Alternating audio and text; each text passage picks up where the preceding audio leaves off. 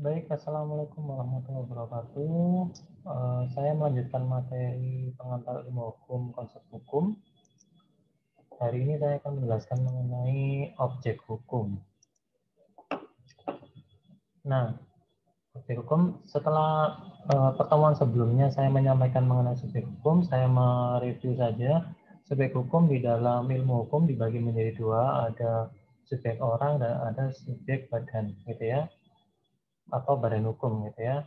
Badan hukum berdasarkan perkembangannya itu dibagi menjadi empat, ada persiapan terbatas, ada koperasi, ada yayasan, satu lagi perkumpulan, tapi perkumpulan yang berbadan hukum.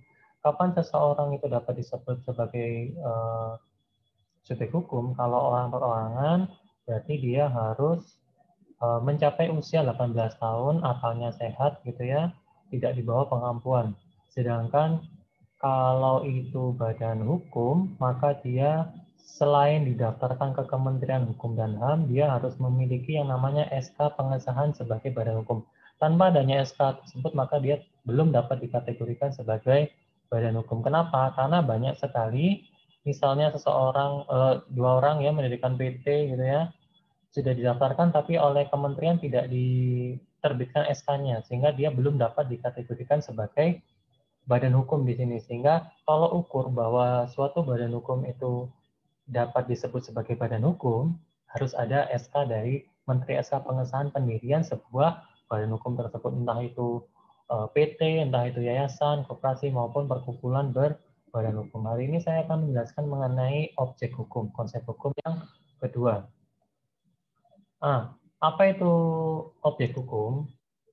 Jadi objek hukum itu dapat berupa benda atau barang atau apapun hak yang dapat dimiliki dan bernilai ekonomis. Jadi seperti yang saya sampaikan di perwakilan koordinator kelas, silakan buka di pasal 499 BW-nya atau kitab undang-undang hukum perdatanya. Tapi kalau di Universitas Erlangga tidak lazim untuk menyebut KUH-per, tapi di BW aja. Jadi singkatan dari BW gitu ya.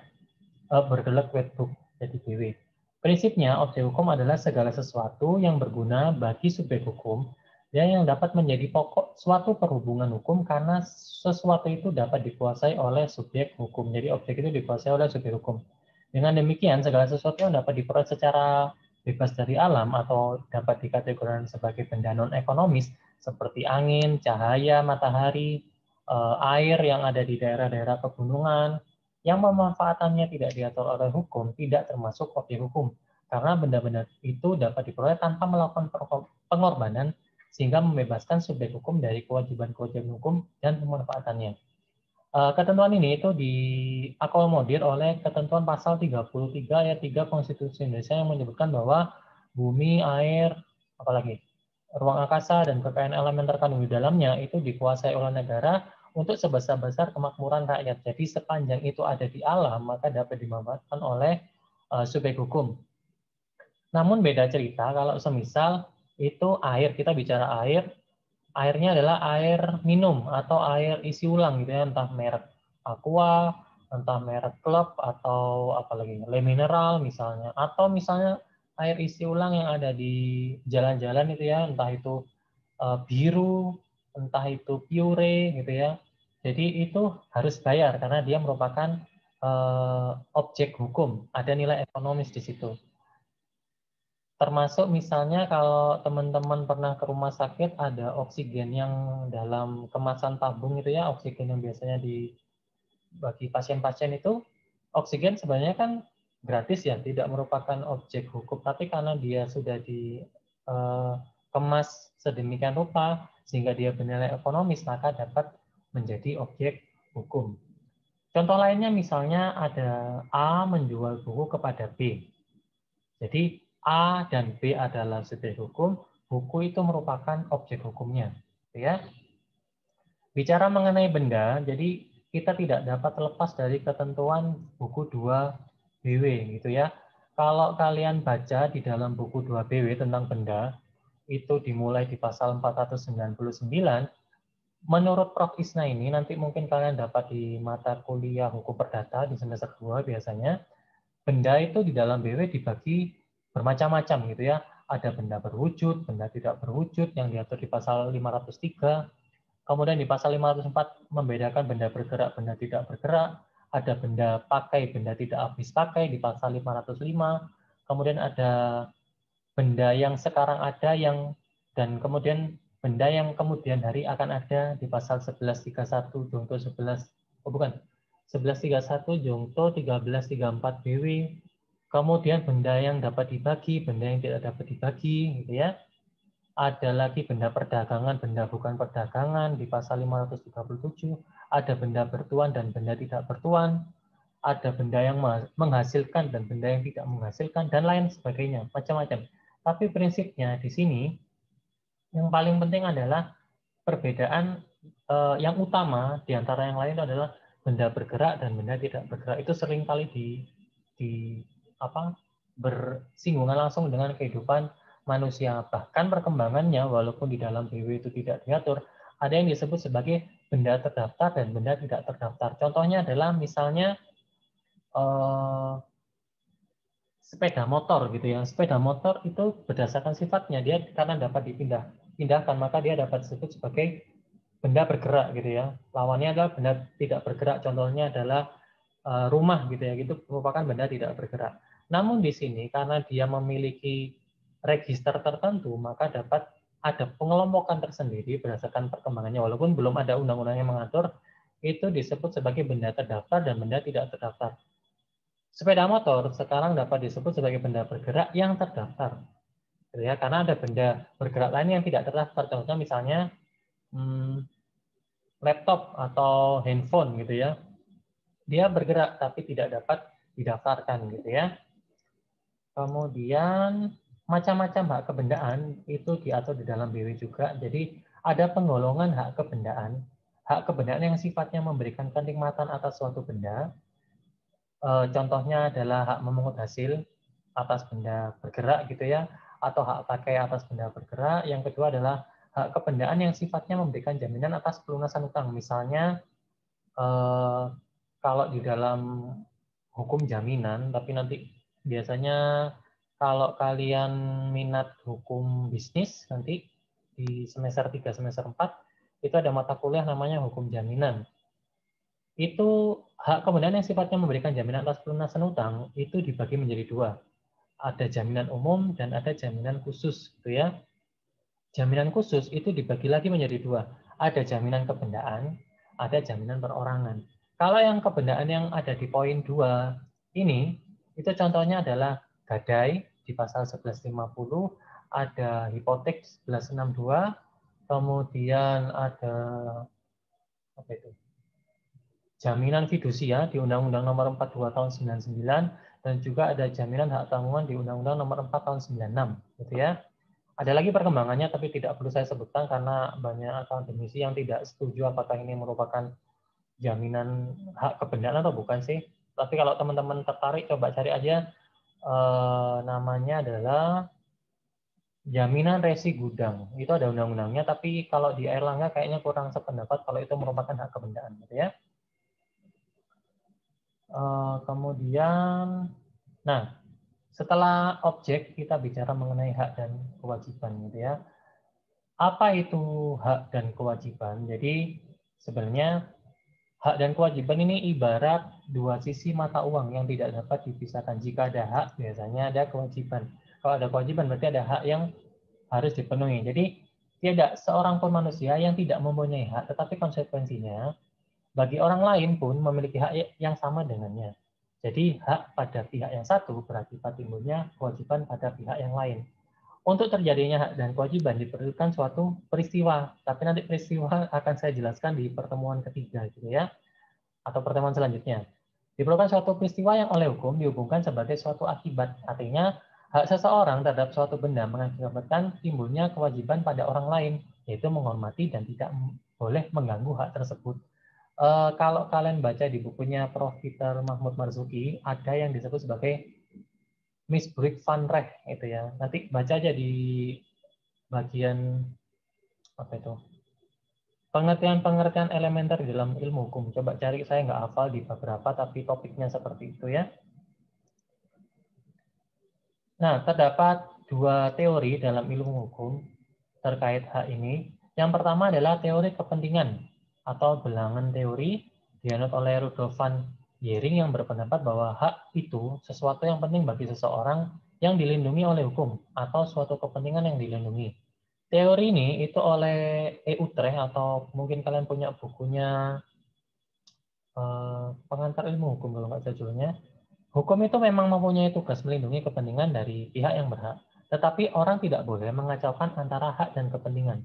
Karena hukum sering melindungi kepentingan dengan tidak memberikan hak kepada yang bersangkutan menurut pendapat dari Utrecht ini. Yang kedua adalah teori kehendak atau Wilsmach teori gitu ya. Hak adalah kehendak yang dilengkapi dengan kekuatan dan diberi oleh tata tertib hukum kepada seseorang. Dianut oleh Bernhard siapa gitu ya namanya.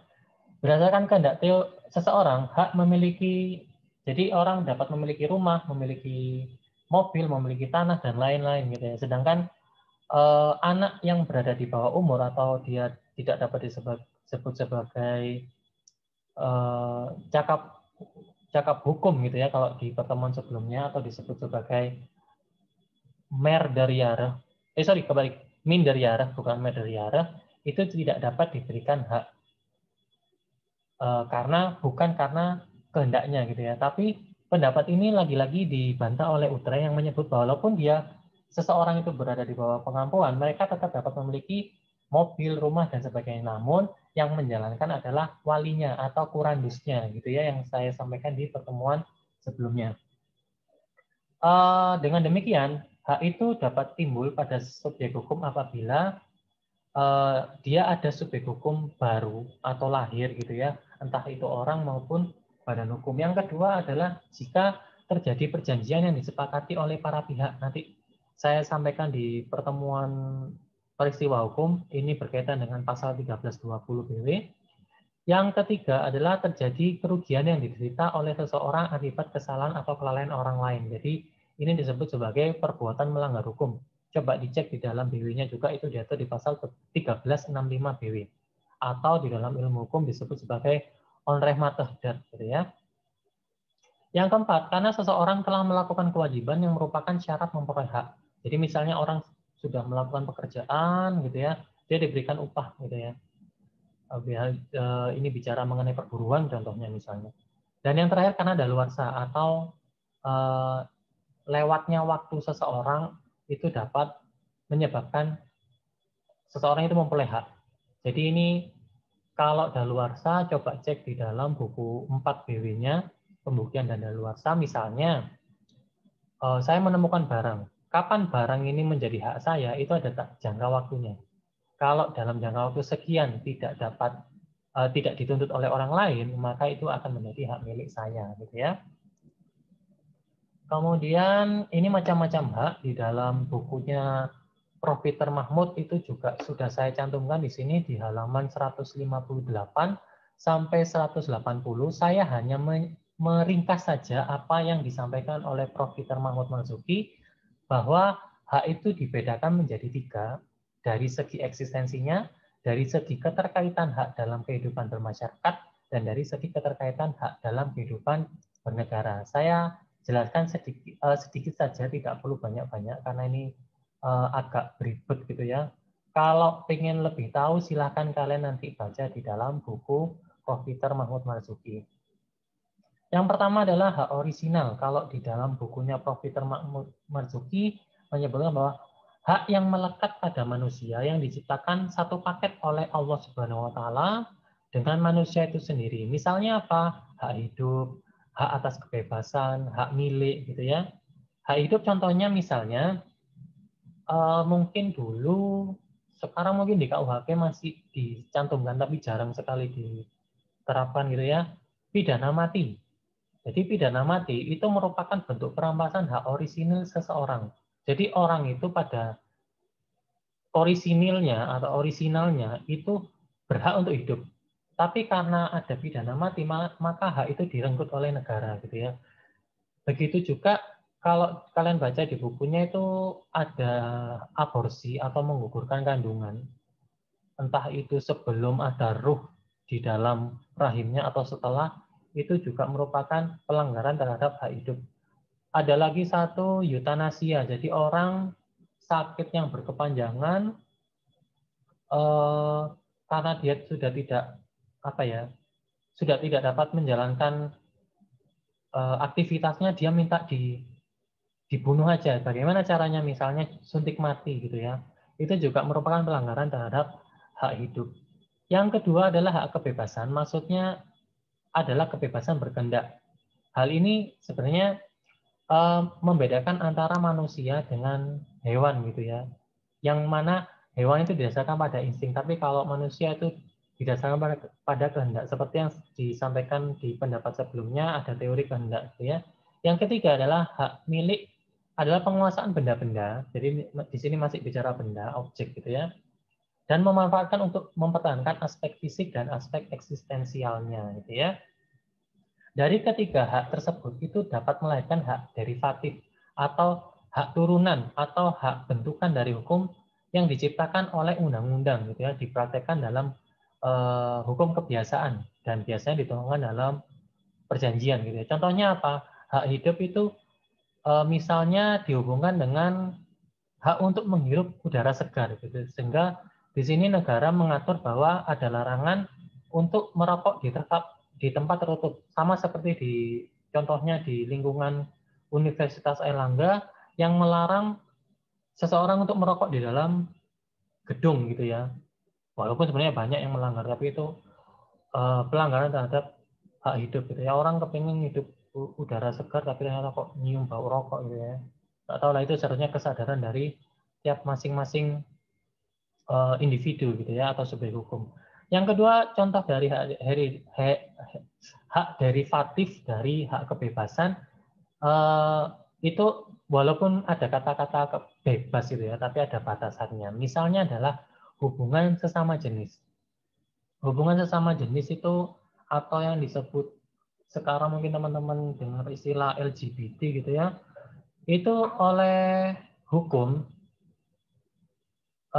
tidak melegalkan gitu ya. Jadi aturan yang melegalkan perkawinan sesama jenis itu bertentangan dengan aspek eksistensial manusia itu sendiri. Sehingga di sini jika ada sebuah negara melegalkan suatu perkawinan sejenis itu bertentangan dengan aspek eksistensial. Sehingga sampai hari ini di Indonesia pun tidak melegalkan apa yang disebut sebagai perkawinan sesama jenis, laki-laki dengan laki-laki, perempuan dengan perempuan, itu dilarang. Yang berhubungan dengan aspek eksistensial manusia itu ya laki-laki diciptakan dengan perempuan gitu ya. Jadi baru dapat membentuk suatu keluarga yang sakinah mawaddah warahmah gitu ya. Coba dicek di dalam Undang-Undang 1 tahun 74 gitu. Kalau guyonannya Prof. Peter itu manusia pertama yang diturunkan di bumi itu adalah apa beliau menyebutnya Adam dan Hawa, Adam and Eve ya kalau nggak salah. Bukan Adam and Even kalau nggak salah guyonannya gitu ya. Jadi laki-laki dan perempuan, bukan laki-laki dan laki-laki gitu ya. Yang kedua adalah hak privat. Hak privat, hak absolut dibagi menjadi hak pribadi berupa hak hidup, hak atas tidak dicederai secara fisik, hak untuk menggunakan nama depan dan nama keluarga, hak untuk dicantumkan namanya sebagai pencipta atas suatu karya seni, karya sastra, dan ilmu pengetahuan. Ini nanti berkaitan dengan hak kekayaan intelektual. Nanti kalau misalnya kalian minat hukum bisnis, ada mata kuliah namanya hak kekayaan intelektual, jadi masih berkaitan. Hak ini tidak dapat dipindah-pindahkan kalau kalian baca di bukunya Prof. Peter. Hak kekeluargaan, hak yang berhubungan dengan keluarga. Misalnya kekuasaan orang tua, perwalian, dan pengampuan. Kemudian hak kebendaan, hak yang dapat bersifat ekonomis, yakni hak milik, hak untuk menikmati warisan, hak sewa, dan hak guna bangunan. Dan hak atas barang-barang tidak berwujud. Jadi benda itu kalau di dalam pasal 499 BW kan dibagi menjadi dua, ada benda berwujud, ada benda tidak berwujud. Benda tidak berwujud pun itu dapat disebut sebagai objek hukum. Contohnya apa? Ini berkaitan dengan HKI juga ya, ada hak cipta, ada hak paten, ada hak merek, desain industri, rahasia dagang, desain tata letak sirkuit terpadu, nanti kalian silahkan baca undang-undang tentang hak kekayaan intelektual gitu ya. Yang selanjutnya adalah hak dasar atau biasa disebut sebagai Grundrechten atau fundamental right.